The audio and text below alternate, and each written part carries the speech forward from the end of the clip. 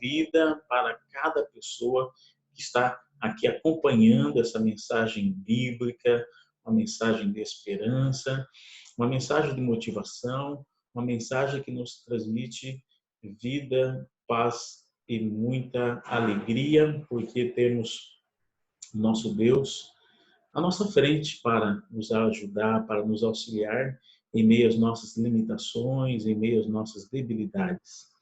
Compreenda muito bem que o texto que eu vou ler, nós vamos meditar aqui um pouco sobre o aspecto da oração, como é importante crescermos na conversa, no diálogo com o nosso Deus. Ele realmente é um Deus eterno, é um Deus poderoso, e esse nosso Deus ampara e mantém cada um de nós. Salmos capítulo 62, verso 8, ali nos diz: confiai nele, ó povo, em todo o tempo. Derramai perante ele o vosso coração. Deus é o nosso refúgio.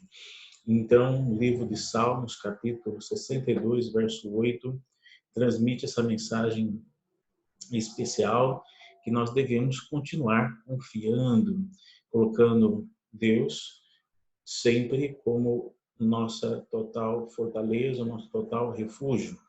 Pensando um pouco mais sobre esse aspecto de oração, entendemos que a oração não faz Deus baixar a nós, mas eleva-nos a Ele. Isto está escrito ali no Caminho a Cristo, página 79. Vamos pensar um pouco mais sobre a oração. Lucas capítulo 11, verso 1, teve um momento que os discípulos, vendo ali Jesus orando, falando com Deus, e os discípulos percebiam que Jesus, quando falava, quando orava, ele não praticava da mesma forma as orações que eles praticavam. A oração deles ali, muitas delas eram meio robótica, né? Meio ali com vãs repetições, mas Jesus falava ali com alegria, com entusiasmo, ele transmitia a sua voz como se estivessem falando assim pessoalmente a um amigo bem chegado. O interessante, eles não pediram para ensinar-lhes como orar, e sim ensinar a orar. Esse foi o pedido dos discípulos. Ensina-nos a orar. E não é tanto o método como o hábito de orar que realmente importa. O que é, de fato, a oração? A oração, ela é o abrir do coração a Deus como a um amigo. Caminho a Cristo, página 93. A oração é a chave nas mãos da fé para abrir o celeiro do céu, onde se acham armazenados os ilimitados recursos da onipotência. Caminho a Cristo, página 95. A oração é a respiração da alma, é o segredo do poder espiritual. Livro Obreiros Evangélicos, página 254. A oração do Pai Nosso, esta oração modelo, no célebre Sermão da Montanha, Jesus proferiu a oração modelo, que é o Pai Nosso. É uma oração universal, não apenas quanto ao seu uso, como também quanto à sua abrangência. Ela expressa as necessidades universais de todos os seres humanos, conforme está escrito ali em Mateus capítulo 6, verso 9 a 13, e inicia desta forma: Pai nosso que estás nos céus. Deus é aqui chamado de Pai, não apenas pelos paternais cuidados que ele tem, que ele está ali cada vez mais disposto a dar aos seus filhos, um cuidado especial que ele dispensa a cada um de nós. Ele está disposto a dar boas dádivas aos seus filhos do que os pais terrenos, conforme Mateus capítulo 7, verso 9 a 11. Ao orarmos Pai Nosso, dizemos que todos somos irmãos. Isso não apenas envolve um privilégio universal, como também uma grande responsabilidade, conforme que aconteceu ali no livro de Gênesis, capítulo Caim, verso 9. Teve um momento que Caim respondeu, aonde tem um momento que Caim, ele quando foi abordado, onde está o seu irmão, né? E ele disse que não era guardador do seu irmão, mas sim, nós somos guardadores uns dos outros. Nós podemos dar suporte um ao outro. O papel da igreja é esse papel de conservar a unidade e mostrar que juntos nós somos mais fortes. A próxima ênfase da oração do Pai Nosso aparece ali destacado a ideia, né? Santificado seja o teu nome. Não aqui quando nós pensamos na questão do nome, isto é caráter, significa reputação. Santificado seja o teu nome, não apenas por minhas palavras, como também pela minha atitude, pela minha conduta. Outra ênfase do texto do Pai Nosso venha o teu reino.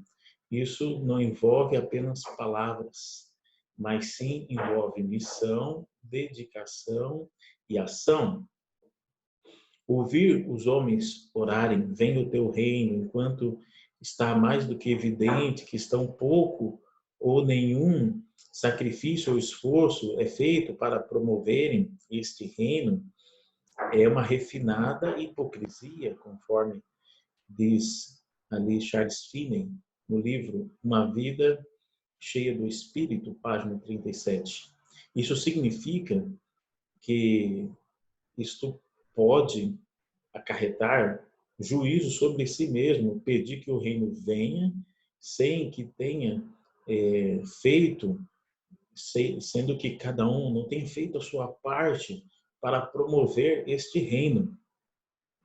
Outra ênfase que aparece ali no texto é: faça-se a tua vontade, assim na terra como no céu. Cumprir a vontade de Deus, esse é o nosso foco, esse é o nosso grande desejo.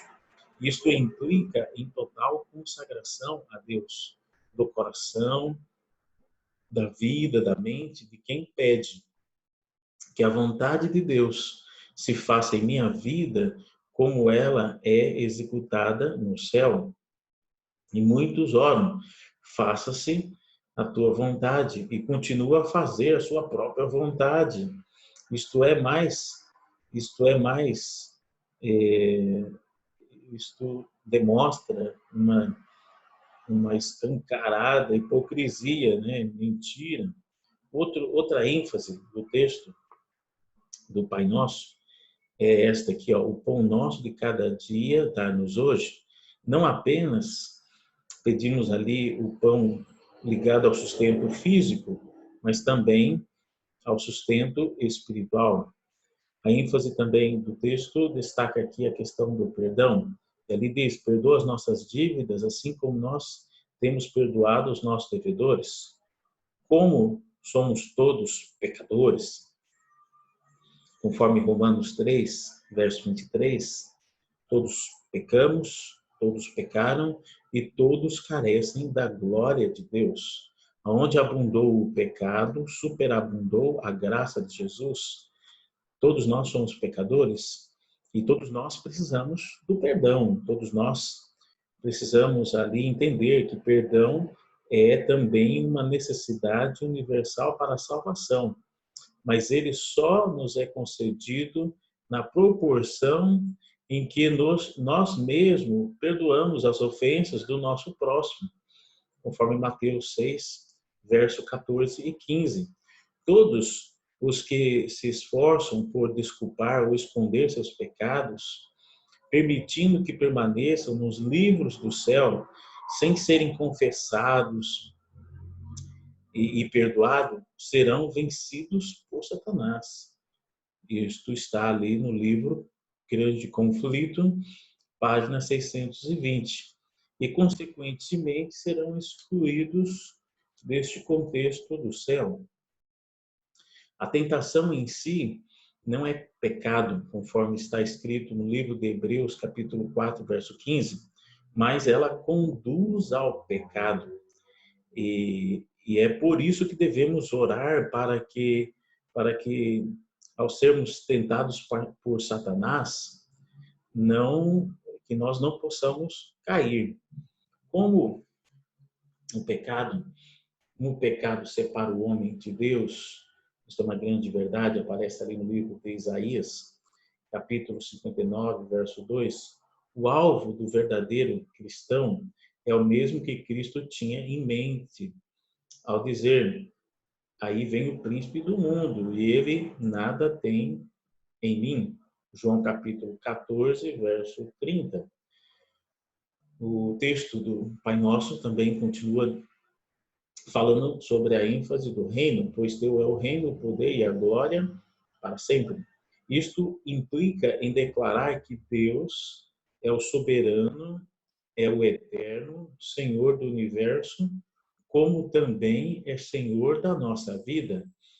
E depois finaliza o texto falando amém, que significa que de fato isso possa se cumprir na nossa vida e na vida de todas as pessoas, que assim seja. Outros pensamentos, outras considerações sobre a oração, vemos ali que é importante para desenvolver uma vida de oração, é muito importante desenvolver a fé, conforme está escrito ali em Hebreus capítulo 11, verso 6, a ênfase do perdão, Mateus capítulo 6, verso 14 e 15, a sinceridade do povo de Deus em se aproximar das coisas espirituais, ou se aproximar de Deus, Provérbios capítulo 28, verso 9, a fidelidade, 1 João capítulo 3, verso 22. Quantas vezes nós devemos orar? Devemos orar constantemente estarmos ligados em oração, constantemente ali segurando as mãos do Pai. Davi e Daniel, eles oravam pelo menos 3 vezes ao dia, mas oravam constantemente, conforme o texto de Salmos, capítulo 55, verso 17, e Daniel, capítulo 6, verso 10 e 11. Devemos orar antes das refeições, como Jesus fazia também. João, capítulo 6, verso 10 e 11. Quando somos tentados, precisamos também nos apegar em mais oração. Mateus capítulo 26, verso 41. Antes das decisões difíceis, devemos orar mais. Lucas capítulo 6, verso 12 e 13. O costume de Jesus, de fato, era orar em silêncio, orar em voz audível. Estava sempre ali falando com Deus em pensamento. O costume de Jesus orava muito a sós, conforme Mateus capítulo 14, verso 23, orava a sós, sempre ali pedindo ajuda, a bênção, o apoio do Pai nos seus empreendimentos. A oração de família, a oração em público tem o seu lugar, mas a comunhão particular com Deus é o que sustém a vida de cada um de nós. Isto está escrito ali no livro Obreiros Evangélicos, página 254. A oração secreta é a vida da alma, né? Caminho a Cristo, página 98. Mas o que podemos fazer quando não sentimos vontade de orar? Isso é a natureza humana. Nem todo dia você tem vontade de orar, nem todo dia você tem vontade de ler a Bíblia, só que a nossa natureza foi corrompida pelo pecado. Nós devemos a cada dia nos posicionar querendo mais de Deus em nossa vida. O Espírito Santo de Deus, ele atua em cada coração, e saiba que a natureza humana não é inclinada para as coisas de Deus. Devemos avançar lendo a Bíblia. A leitura da Bíblia prepara a mente para a oração. Devemos desenvolver cada vez mais essa prática. A oração da fé é a maior força do cristão, conforme o livro Evangelismo, página 609. O poder da oração pode mudar os corações, como são desviados os cursos de água. Profetas e Reis, página 631. Teve um momento que os discípulos chegaram para Jesus e disseram: ensina-nos a orar, ensina-nos a cumprir e fazer a tua vontade em nossa vida, ensina-nos a avançar conforme o plano de Deus. que o reino do céu se cumpra em nossa vida como cristãos, de fato, cristãos verdadeiros. A cada dia precisamos pedir para que Deus purifique a nossa mente, purifique o nosso coração. Teve um momento no contexto ali do Santa Ceia, quando no momento do lava-pés, Jesus foi lavar os pés de Pedro. E Pedro disse: Senhor, eu não sou digno que o Senhor lave meus pés. Eu que tenho que lavar os teus pés. E Jesus disse: se você não permitir com que eu lave os teus pés, você não tem parte comigo. Aí Pedro entendeu muito bem o recado e disse: Senhor, já que é assim, já que esse contexto de lavar a mente, lavar o coração, por favor, Senhor, me lava por completo. O desejo que Deus tem para cada um de nós é purificar-nos dos nossos pecados, das nossas faltas, das nossas limitações, das nossas inclinações para o mal. A cada dia precisamos desejar mais de Deus em nossa vida. A cada dia Deus coloca nas tuas mãos uma folha em branco.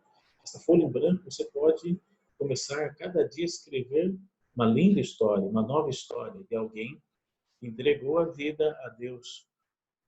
E quando você entrega a vida a Deus, uma nova vida vai surgir, uma nova vida vai seguir, uma linda história de alguém que ama realmente a Deus e que está se preparando para o céu, está se preparando para a vida eterna. Esse é o seu desejo? Vamos juntos orar. Querido Pai, sabemos que o grande desafio da vida de cada cristão é orar mais, é falar mais com Deus. Sabemos que muitos problemas que nós entramos ali por falta de oração. Precisamos muito do teu direcionamento, da tua guia. Precisamos muito que o Senhor possa continuar norteando o nosso caminho em direção ao céu. Queremos direcionar nossa vida para um porto seguro. Queremos nos refugiar na total rocha, na total fortaleza, que é o nosso Deus, que é o nosso Cristo Jesus. Entregamos a vida em tuas mãos. Usa-nos cada vez mais para o bem, para o teu serviço. Em nome de Jesus. Amém. Como é bom meditarmos na palavra e que você possa continuar ali sentindo e entendendo que a sua vida está nas mãos de Deus. Fiquem na paz de Jesus. Amém.